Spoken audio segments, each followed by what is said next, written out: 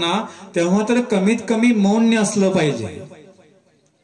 पण आपलं कसं असतं, हातामध्ये विशेष, रांगेमध्ये बसतो, मंदिरामध्ये तिथं विशेष असतो. हा बरी का तुझी जाऊबाई, हा बरी का तुझी सुनबाई, हा म्हातारीचं काय चाललंय मग आता, कुठे आहे तू?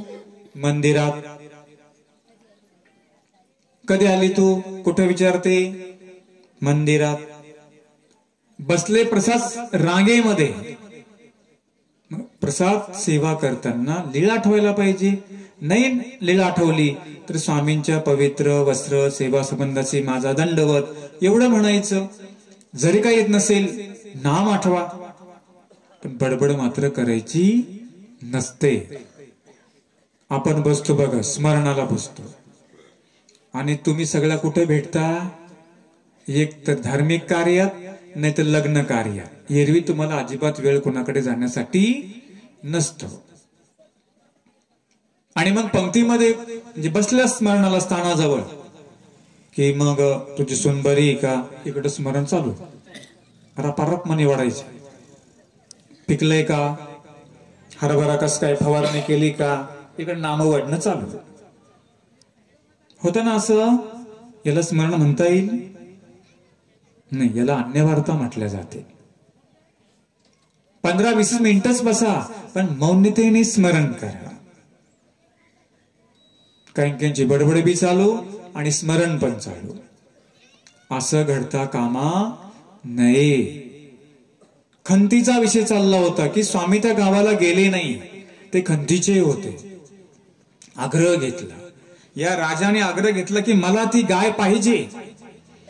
ते म्हटले की, आणि मग आता ती गाय हिसकून घेत असताना जमदाग्नी रेणुकेमध्ये झटापटी सुरू झाली. ती गाय इकडे वडू लागले, तो तिकडे वडू लागला. आणि करता करता काय झालं, त्या गायीवर त्याने घाव मारला, आणि घाव मारल्याबरोबर तिच्या काना तोंडातून सगळे सैन्य बाहेर पडलं.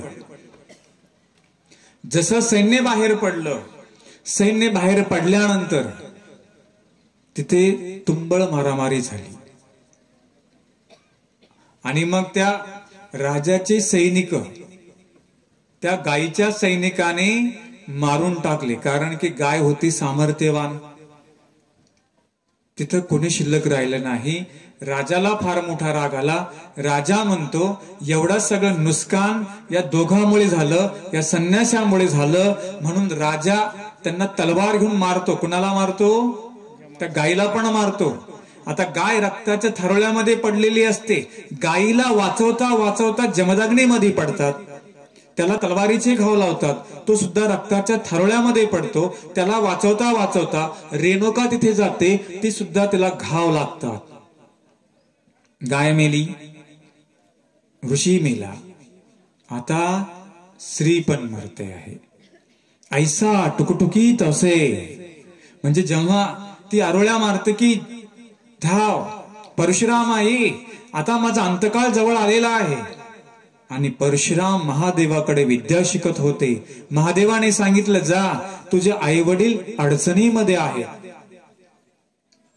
परशुराम तिथून इकडे येतात, रक्ताच्या थारोळ्यामध्ये पडलेले असतात.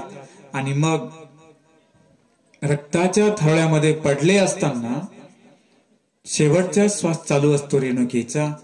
ती सांगते, आम्हाला या सकार्तवीर्याने मारलेला आहे. पहिलं एक काम कर, आता कोऱ्या भूमीमध्ये आमचा अंतिम संस्कार कर. दिसली भूमी अंतिम संस्कार करावा. जिथे कोरी भूमी आहे तिथे जा. त्यांनी सांगितलं, कोरी भूमी कुठे आहे? जा, माहूरला जा, दत्तात्रय प्रभूंच्या जवळ जा, त्यांच्या अंगठ्याजवळ, त्यांच्या चरणाजवळ ती कोरी भूमी आहे, तिथे तू आमचा निक्षेप कर. पण त्यांनी सांगितलं, दत्तात्रय प्रभूंना ओळखायचं कसं? रेणुका सांगते, मी तुला ओळखून सांगते. ते तुला मातंग विषामध्ये भेटतील, सुने राहतील, करवती तलवार राहील, हातामध्ये वाटका असेल, ते दत्तात्रय प्रभू. ही त्याची तुला मी ओळख सांगते. जेव्हा तुझ्या कावडीला कोंब फुटल तेव्हा ते दत्तात्रय प्रभू आहेत, एवढी फक्त ओळखून तू लक्षामध्ये ठेव. रेणुकाने का बरं सांगितलं? कारण की ती ज्ञान विग्रह